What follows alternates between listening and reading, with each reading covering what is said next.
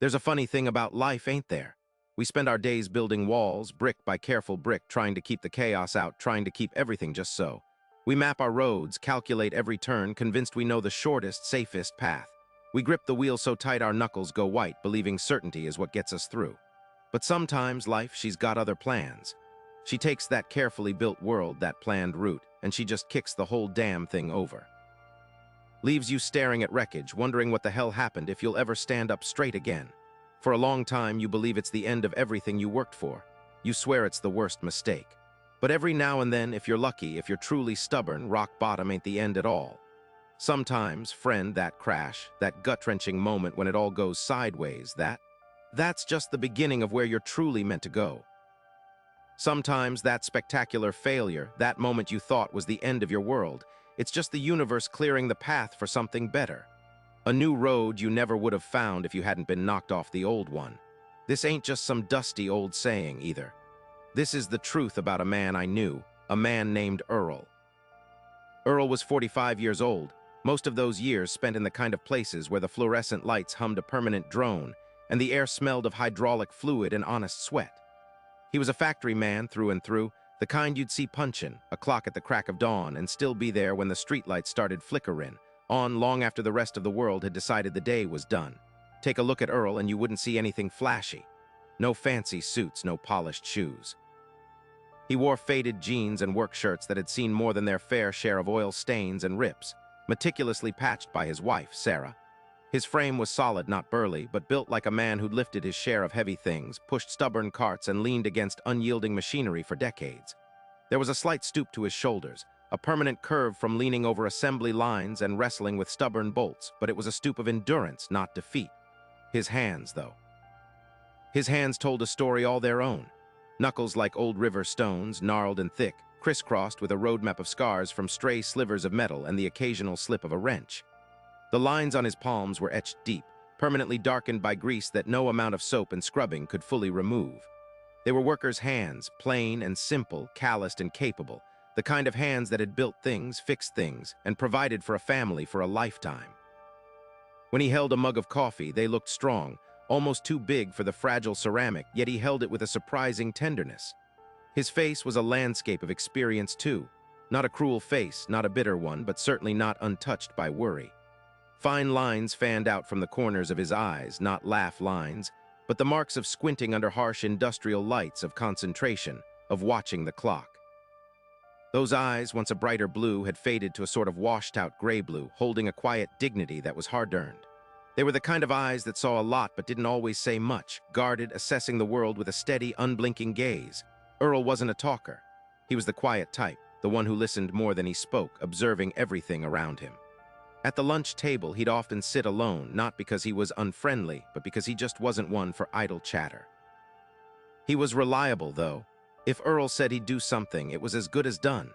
He was the first one you called when a machine seized up, when a part broke, when you needed a hand you could count on. Once in a blue moon, if you caught him in the right mood, maybe after a good day or a particularly well-executed repair, he'd flash a quick, dry wit, a sarcastic observation that would catch you off guard and make you chuckle. But those moments were rare, like finding a four-leaf clover in a field of factory weeds. Mostly Earl just existed, steady as a rock, a man carrying the quiet weight of his life with a silent strength, always moving forward, one careful step at a time. Mostly Earl just existed, steady as a rock, a man carrying the quiet weight of his life with a silent strength, always moving forward, one careful step at a time. His world began before dawn every single weekday. The alarm on his nightstand would blare at precisely 5:00 a.m., a harsh, metallic squawk that cut through the silence like a rusty saw. He never hit snooze. Never. That extra 9 minutes felt like stealing, like cheating the day, and Earl wasn't a cheater. He'd swing his feet to the worn linoleum floor, the cold shock a familiar jolt, and stand, stretching out the kinks in his back and shoulders that had become permanent residents over the years. Coffee was first, strong, black, bitter, drunk in the dim quiet of the kitchen while the rest of the house still slept. He liked that time, the brief peace before the world woke up and started demanding things. It was a small window where the only weight was the mug in his hands, not the mortgage, not Lily's looming college tuition, not the leaky faucet in the bathroom. Then it was out the door, the air usually still cool and damp, sometimes carrying the faint, sweet smell of night-blooming jasmine from Mrs. Henderson's yard 2 houses down.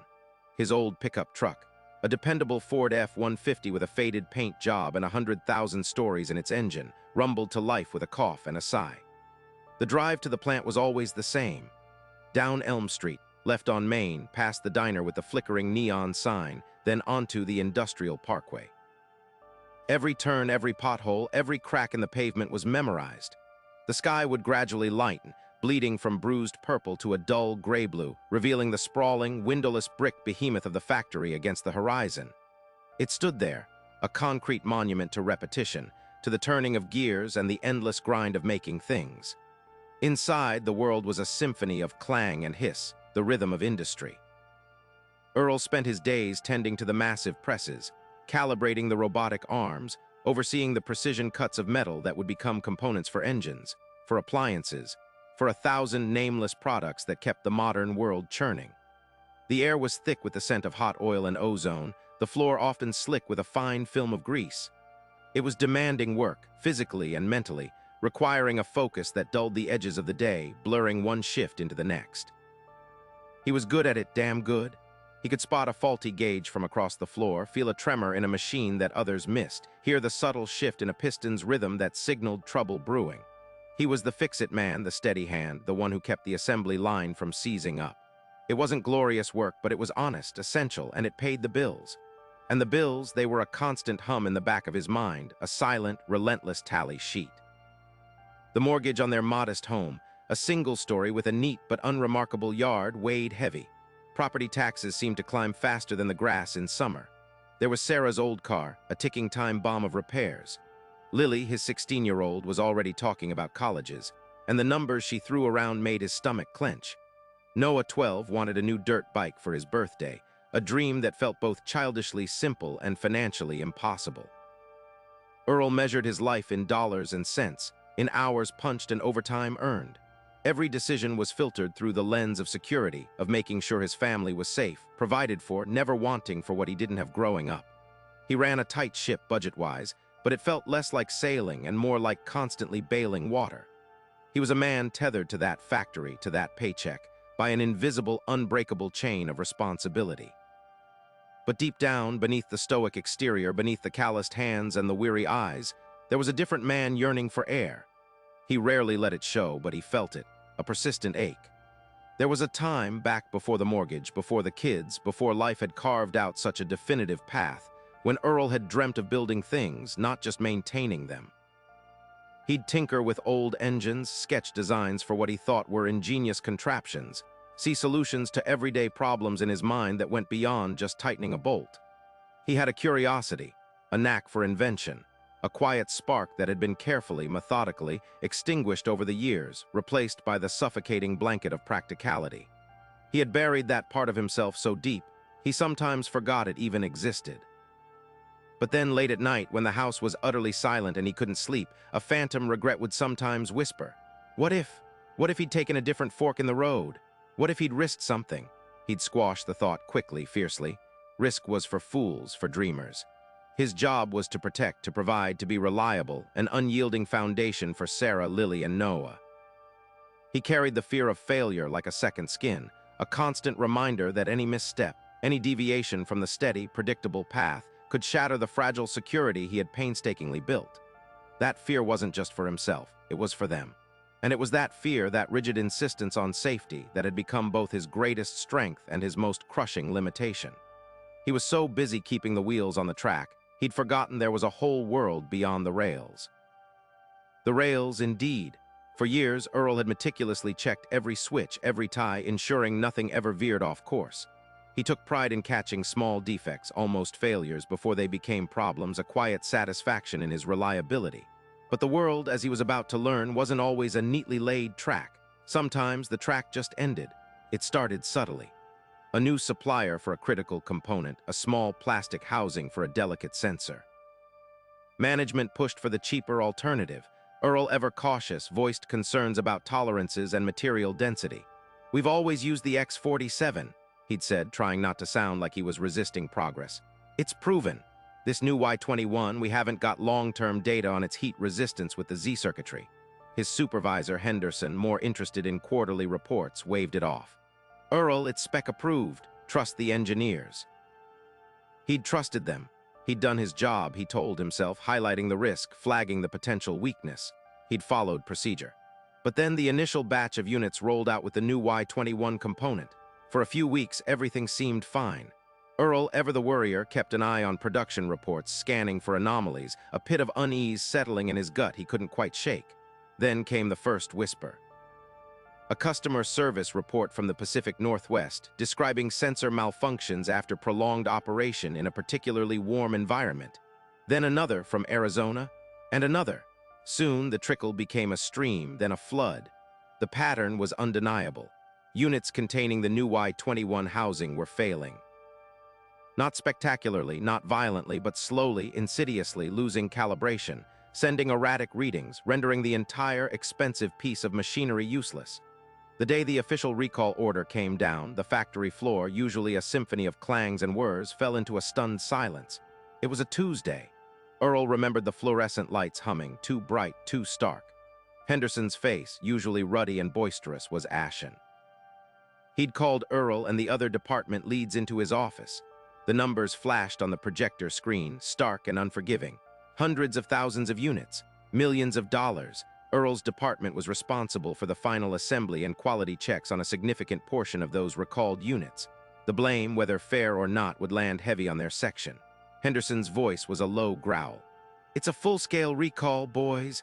The Y21 plastic housings. They warp under sustained heat, even within acceptable operating parameters. It's a design flaw that wasn't caught in accelerated testing. Our engineers missed it. The supplier lied. We didn't catch it. He looked directly at Earl, a silent accusation in his eyes. You flagged it, Earl. You had your doubts. Why didn't you push harder? The question hung in the stale air like a death sentence. Earl's stomach clenched, cold and hollow. He'd voiced his concerns.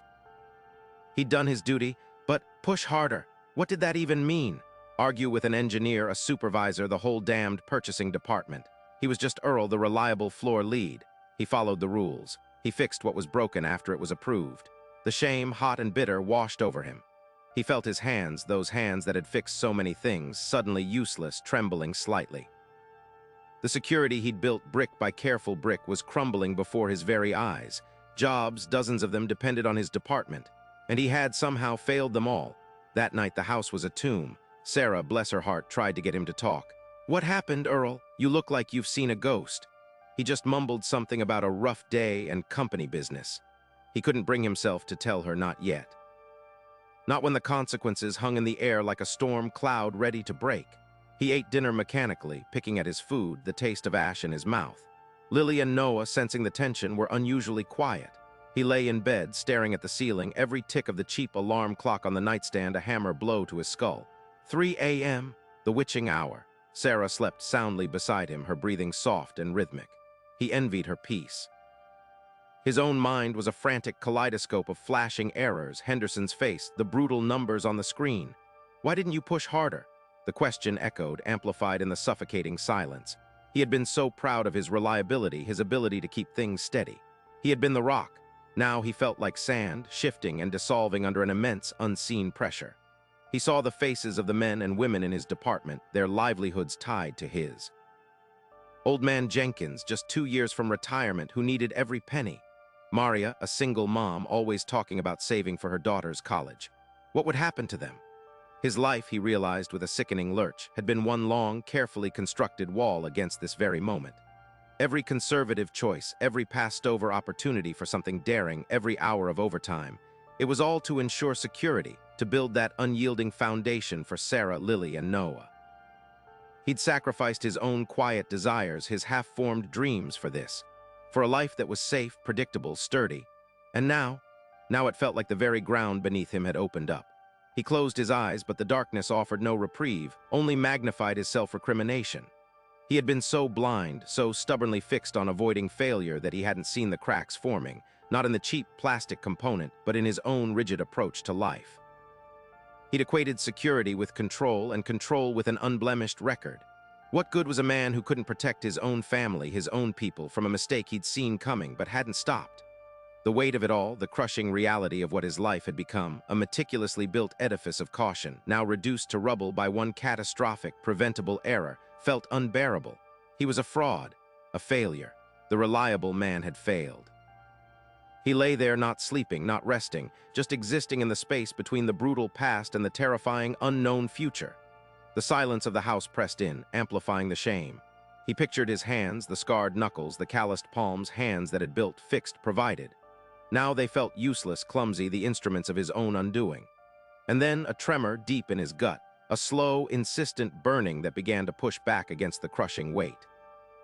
It wasn't anger, not exactly. It was more fundamental. A quiet, resolute no. He had built his life on avoiding this feeling, on sealing off every possible avenue for failure, every crack in the foundation.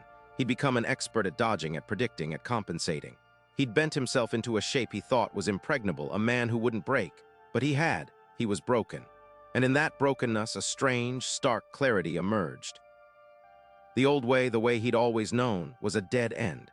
It had led him right here, to this dark, silent room, to this gut-wrenching realization that everything he had feared had come to pass, not despite his caution, but in some twisted way because of it.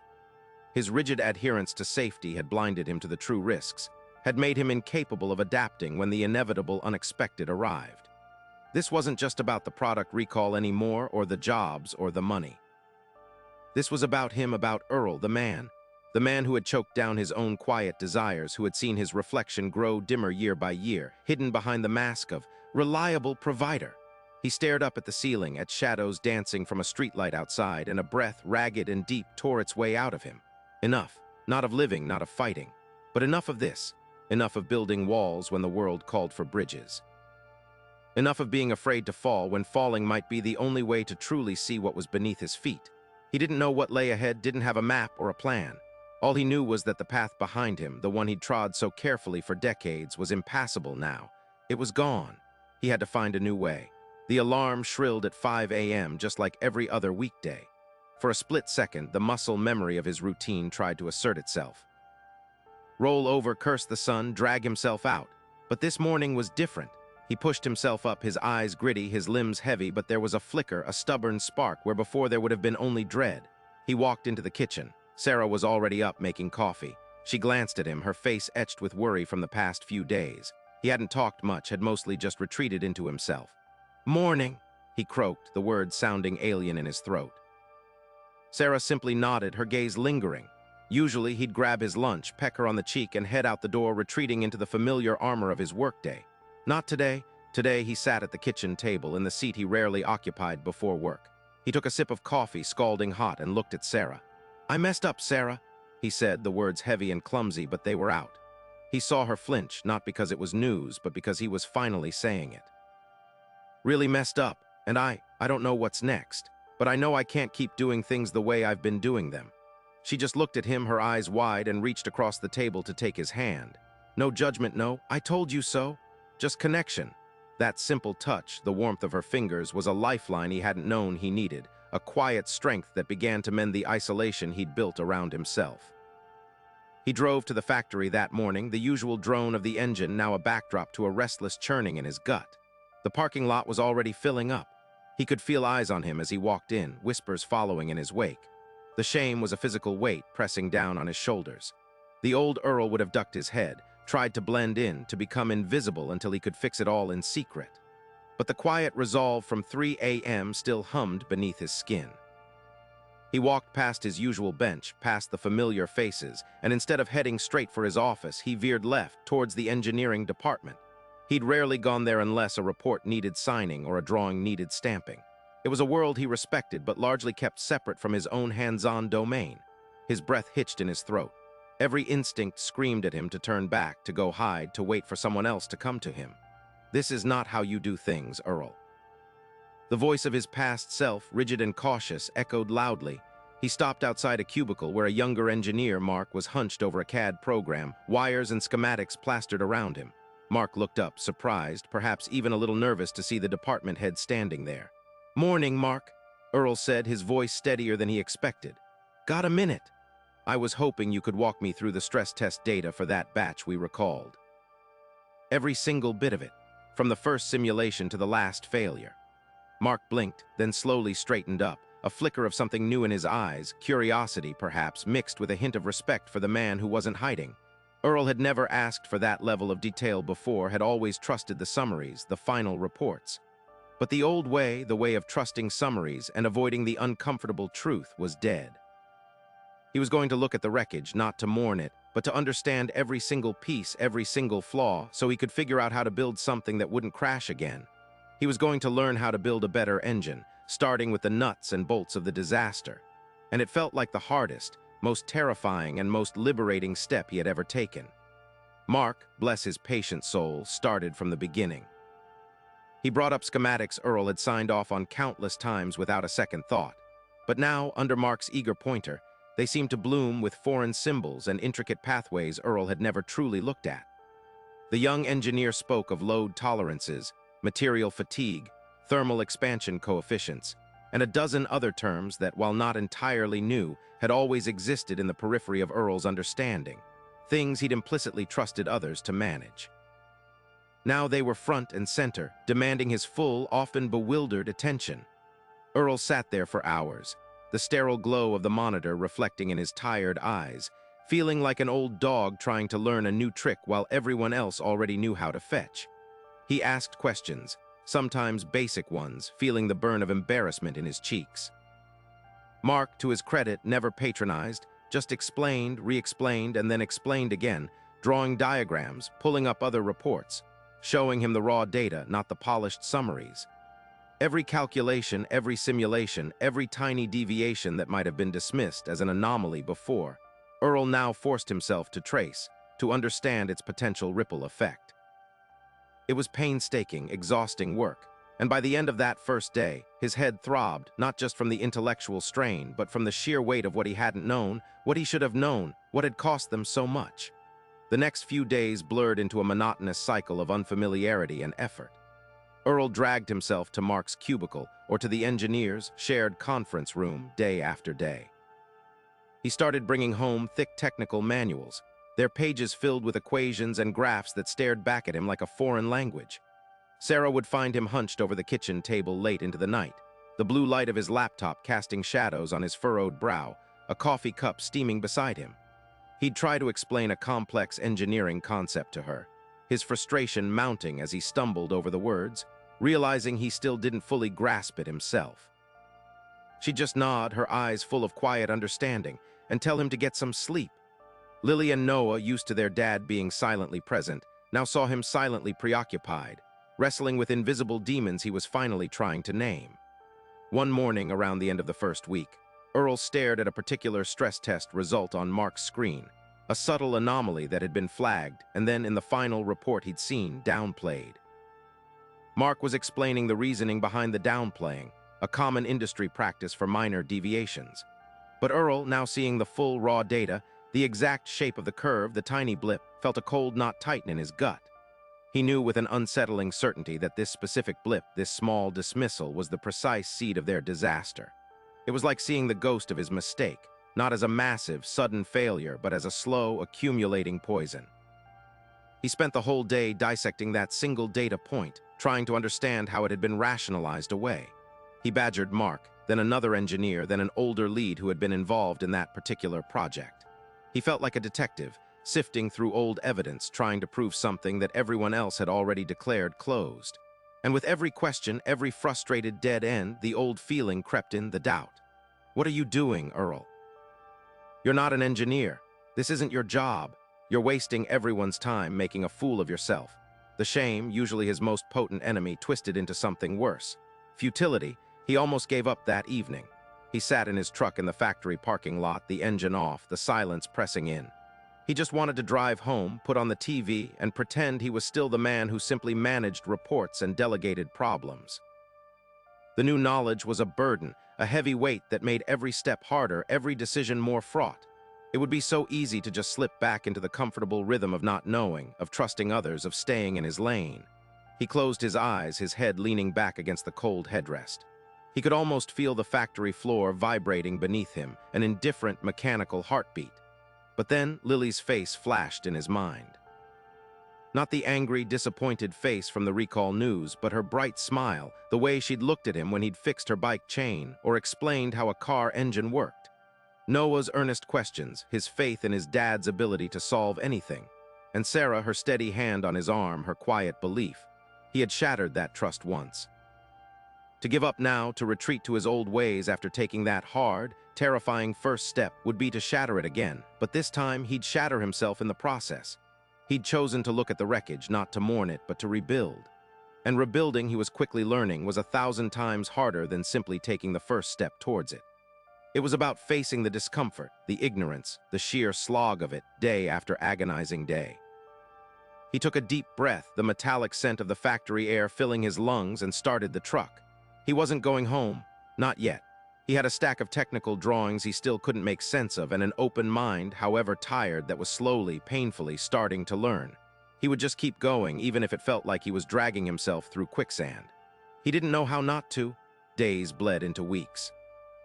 The factory hum became less a drone of monotony and more a complex symphony of forces he was slowly, painstakingly beginning to decipher. His truck still often sat in the deserted lot long after the last shift whistle, the dome light casting a faint glow on blueprints and technical manuals. He'd trace lines with a calloused finger, his brow furrowed in concentration, sometimes for hours, often without a breakthrough. The frustration was a familiar companion, but now it was different. It no longer sparked the old, burning shame, but a stubborn resolve. Each failed attempt to grasp a concept, each wrong assumption was a piece of information, another angle to consider. He started asking questions, not just to his immediate supervisor, but to the younger engineers, the fresh-faced grads with their fancy degrees who he'd once silently dismissed as all theory, no grease. He'd lean against a workbench, a mug of lukewarm coffee in his hand, and listen, really listen, to their explanations of algorithms and flow dynamics. At first, they were surprised, even a little guarded, by the quiet, grizzled factory man suddenly showing interest in their complex models. But Earl wasn't challenging them. He was trying to learn. He'd nod, sometimes ask a follow-up question that cut right to the practical application, making them pause and think in a way their textbooks never had. One Tuesday, staring at a schematic for a new automated sorting system, a pattern finally clicked. It wasn't just about the conveyor belts or the robotic arms. It was about the sequence, the tiny, almost imperceptible delays in the data transfer that could ripple through the whole process. He saw how the previous setup had been designed, optimized for one type of product, but completely blind to the nuances of another. He realized the miscalculation in the recall hadn't been a single error, but a flaw in a system that valued speed over adaptability, a system he had helped maintain out of habit. He felt a jolt, not of panic, but of exhilarating clarity. He grabbed a pen and started sketching furiously on the back of an old production sheet. Young Marcos, one of the newer engineers, walked by on his way to clock out. He paused, seeing Earl not just studying, but actively creating. "Everything all right, Earl?" he asked, a hint of curiosity in his voice. Earl looked up, a rare, almost boyish grin creasing his tired face.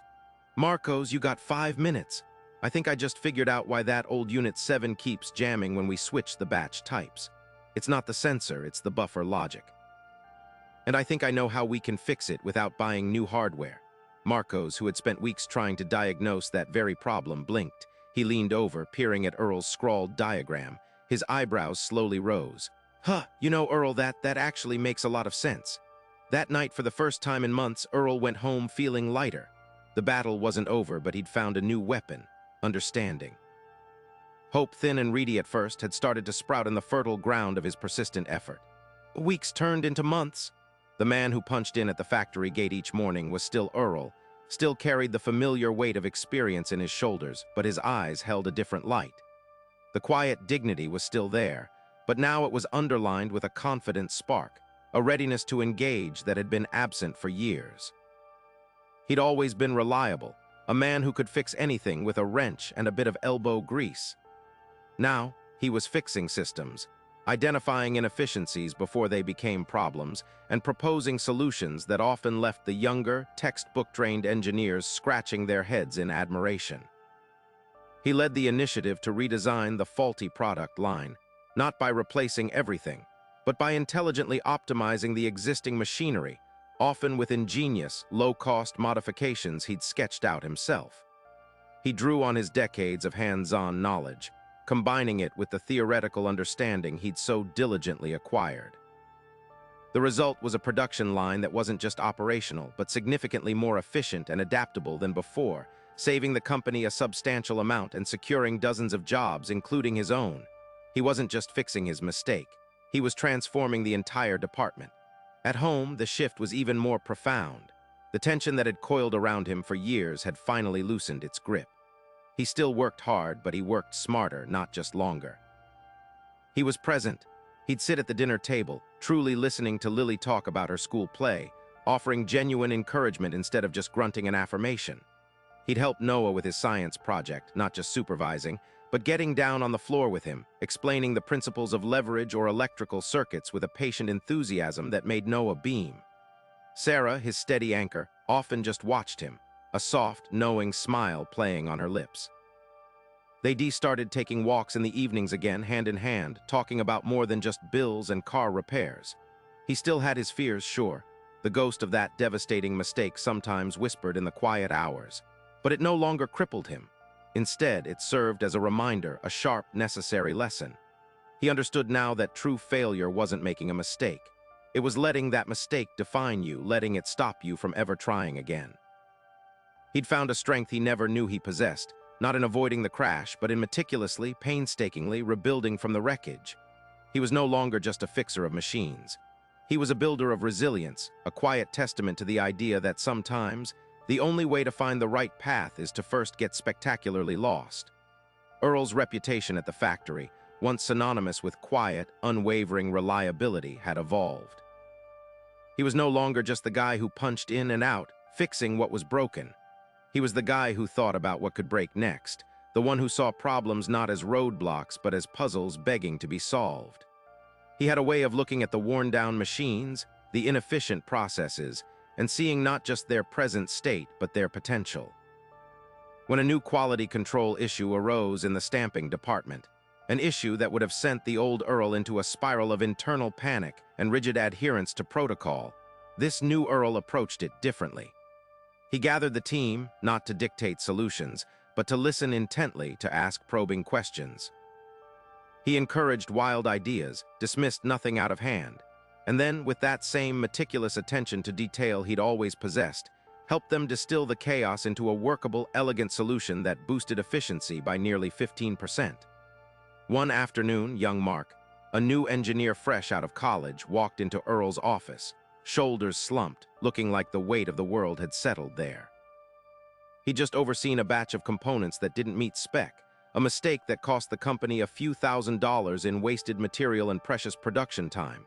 Mark expected a dressing down, maybe even a threat of disciplinary action.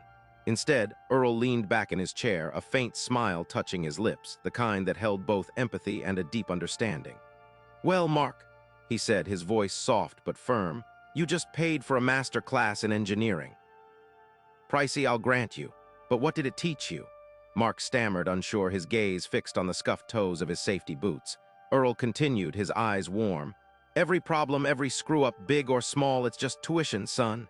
The trick isn't to never make one, it's to actually learn the lesson, not just sit through the class. Now tell me, what's the first thing we do together to make sure this never happens again?" He didn't offer the solution. He guided Mark to find it, empowering him, lifting him in a way no one ever had before. That's how he mentored. He didn't preach from a pedestal. He shared his hard-won understanding, a testament to the idea that some lessons are best learned not from a textbook, but from the crucible of failure. Earl himself, though, never truly let the sting of his own past error fade completely. He just repurposed it.